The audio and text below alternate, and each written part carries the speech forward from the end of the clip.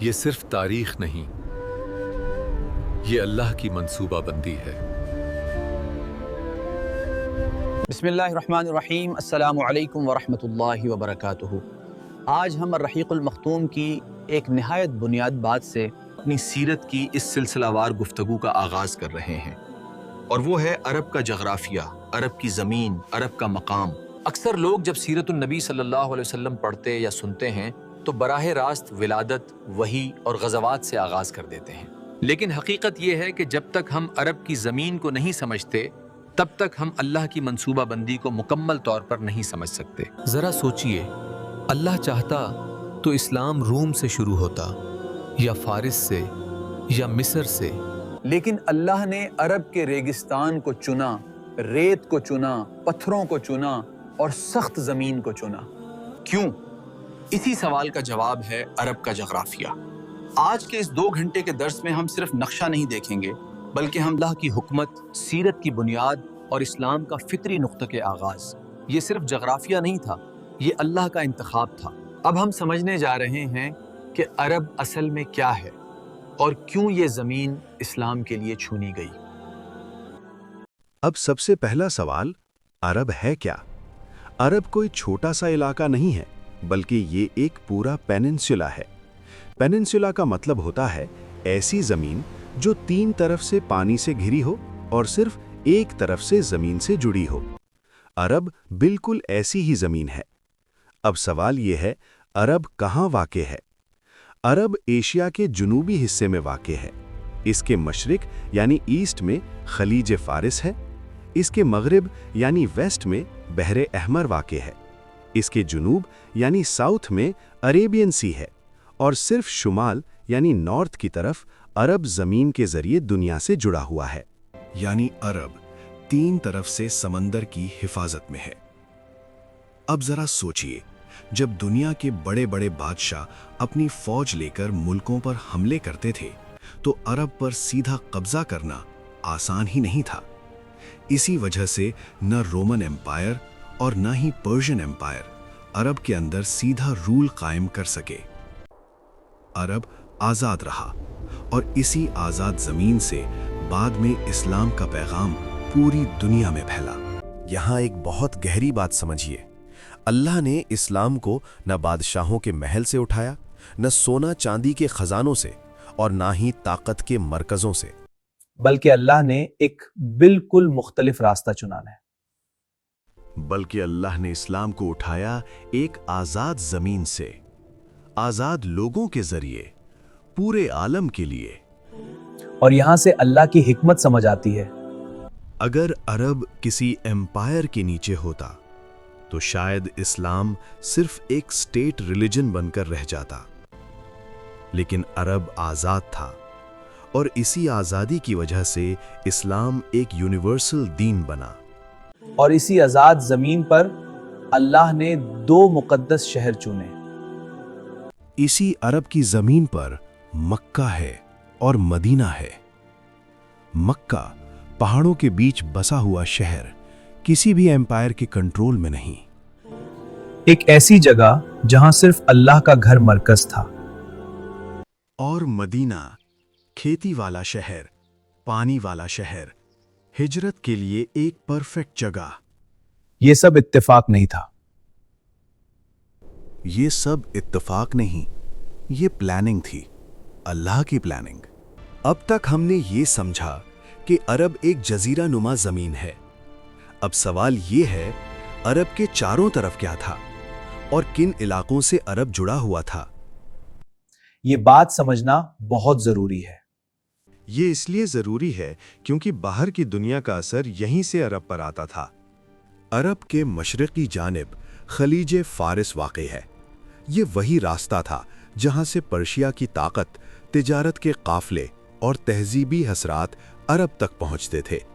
Persian umpire کے باوجود عرب کے اندر ان کا سیدھا حکم نہیں چلتا تھا، اثر تھا لیکن قبضہ نہیں۔ مغرب کی جانب بحر احمر یعنی ریڈ سی ہے، اس طرف مصر اور افریقہ کے علاقے واقع تھے۔ یہ سمندر عرب اور افریقہ کے درمیان ایک نیچرل باؤنڈری تھا۔ اسی وجہ سے अरब अफ्रीकी जंगों से महफूज रहा और रोमन नेवी के सीधे हमलों से दूर रहा। जनूब की तरफ अरब समंदर और यमन वाक़ है। यमन अरब का सबसे ज़रख़ेज़ और तरक्की याफ्ता इलाका था।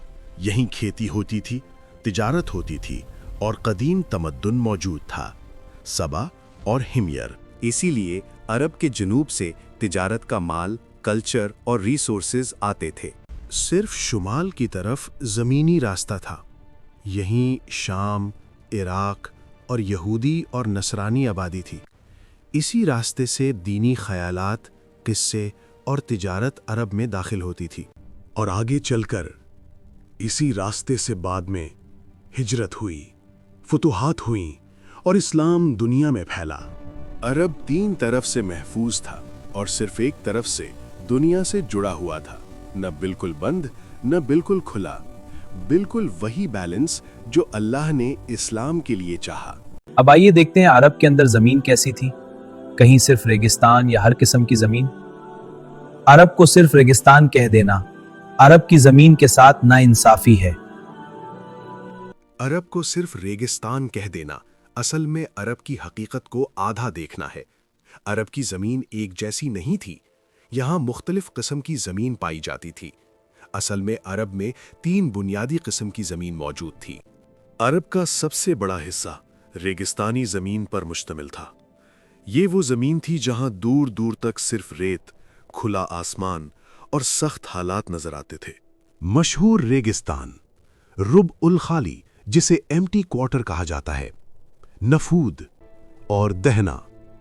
इस जमीन में पानी ना के बराबर होता था। दिन में सख्त गर्मी और रात में सख्त ठंड होती थी। इस रेगिस्तान ने अरब के लोगों को सब्र सिखाया, मेहनत सिखाई और कनात सिखाई। यहाँ सुस्त और आराम तलब लोग जिंदा नहीं रह सकते थे। सिर्फ वही लोग टिक सकते थे जो मुश्किल से लड़ना जानते थे। अरब का दूसरा हिस्सा पत्थरों, पहाड़ों और सख्त जमीन पर मुश्तमिल था। इसी इलाके में हिजाज वाक़ था और हिजाज में मक्का, मदीना और ताइफ जैसे अहम शहर मौजूद थे। मक्का की जमीन को देखिए, पहाड़ों के बीच एक तंग वैली, न खेती के काबिल जमीन, न पानी के चश्मे। यहां लोगों के पास जिंदा रहने का सिर्फ एक रास्ता था, तिजारत। इसीलिए मक्का के लोग ताजिर बने, काफले चलाने लगे, दूर दूर के सफर सीखने लगे। ये जमीन उन्हें मेहनत और स्ट्रैटेजी सिखाती थी। अरब का तीसरा और सबसे छोटा हिस्सा ज़रख़ेज़ ज़मीन पर मुश्तमिल था। ये इलाके थे यमन, ताइफ और कुछ ओएसिस के इलाके। यहाँ बारिश ज़्यादा होती थी, खेती मुमकिन थी, फल उगते थे, अनाज होता था और खजूर की पैदावार होती थी।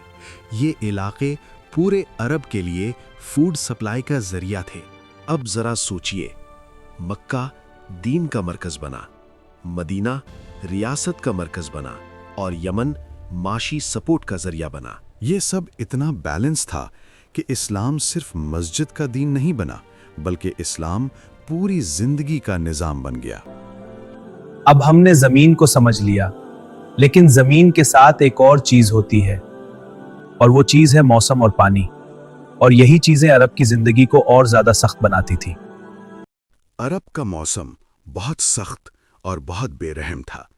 ये वो मौसम था जो इंसान को या तो मजबूत बनाता है या फिर मिटा देता है। अरब में साल का ज्यादा हिस्सा सख्त गर्मी पर मुश्तमिल होता था। दिन के वक्त सूरज आग बरसाता महसूस होता था। रेत इतनी गर्म होती कि नंगे पांव चलना मुश्किल हो जाता।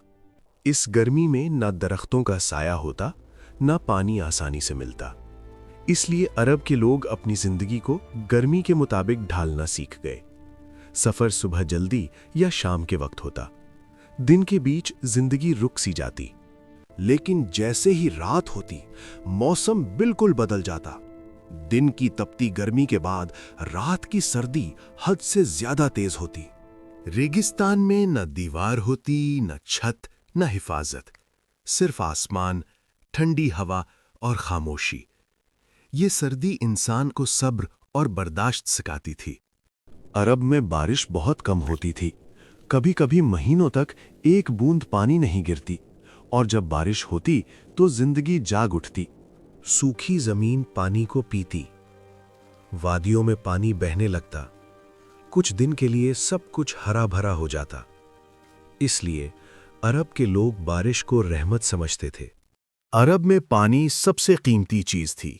जहां पानी होता वहां जिंदगी होती। चश्मे, कुएं और ओएसिस लोगों के लिए जिंदगी का मरकज होते। पूरे कबीले सिर्फ पानी की वजह से एक जगह बसते या हिजरत करते। पानी पर झगड़े भी होते और पानी पर सुलह भी होती। अरब 3 तरफ से समंदर से घिरा हुआ था, लेकिन ये समंदर पीने के काम का नहीं था। यानी पानी करीब था, लेकिन फिर भी जिंदगी मुश्किल थी। ये चीज इंसान को अल्लाह पर भरोसा करना सिखाती थी। इस सख्त मौसम ने अरब के लोगों को मजबूत बनाया। उन्हें सब्र आता था, कनात आती थी, मुश्किल हालत में घबराहट नहीं होती थी। इसीलिए जब इस्लाम आया तो ये कौम जिम्मेदारी उठाना जानती थी। अल्लाह ने अपने दीन के लिए ऐसी कौम को चुना जो मुश्किल में भी सीधी खड़ी रह सके। ये मौसम, ये पानी की कमी, ये सब सिर्फ मुश्किल नहीं था, ये तैयारी थी।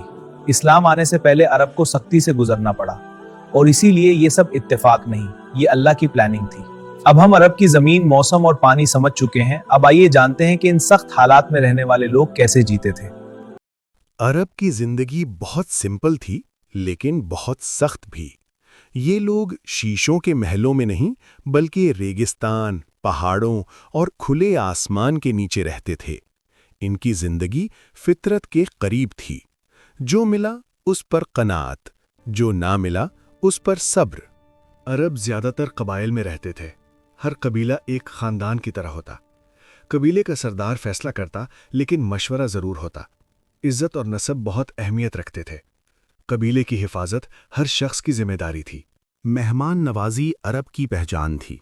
अजनबी हो या दुश्मन, मेहमान को इज्जत दी जाती थी। खाना कम हो, लेकिन मेहमान के लिए पहले होता। वादा निभाना और अमन देना इज्जत का हिस्सा था। अरब में जंग जिंदगी का हिस्सा थी। रिसोर्सेज कम थे, इसलिए झगड़े भी ज्यादा होते। बहादुरी, तलवार चलाना और घोड़े पर सवारी इज्जत की निशानी थी। लेकिन जंग के बावजूद कानून और रवायात मौजूद थीं। अरब के लोग जिंदा रहने के लिए तिजारत पर भरोसा करते थे। काफिले मक्का से शाम और यमन तक जाते। सफर मुश्किल था, लेकिन रोजगार का जरिया था। इसी तिजारत ने अरब को दुनिया से जोड़ा। अरब ज़हनी तौर पर आज़ाद थे, किसी एम्पायर के गुलाम नहीं थे। दीनी तौर पर ज्यादातर लोग बुत परस्त थे। काबा मौजूद था, लेकिन असल मकसद भूल चुके थे। फिर भी सच और झूठ का फर्क समझते थे। ये सख्त जिंदगी अरब को कमजोर नहीं बल्कि मजबूत बनाती थी। सब्र, कनात, बहादुरी और जिम्मेदारी, ये सब इस्लाम के लिए जरूरी था। इसीलिए जब वही आई तो यही लोग इस अमानत को उठाने वाले बने। ये लोग ऐसे ही नहीं चुने गए, ये तैयार किए गए थे। जमीन ने उन्हें सख्ती सिखाई, मौसम ने बर्दाश्त और जिंदगी ने डिसिप्लिन। और जब इस्लाम आया तो यही कौम पूरी दुनिया के लिए रहमत बन गई।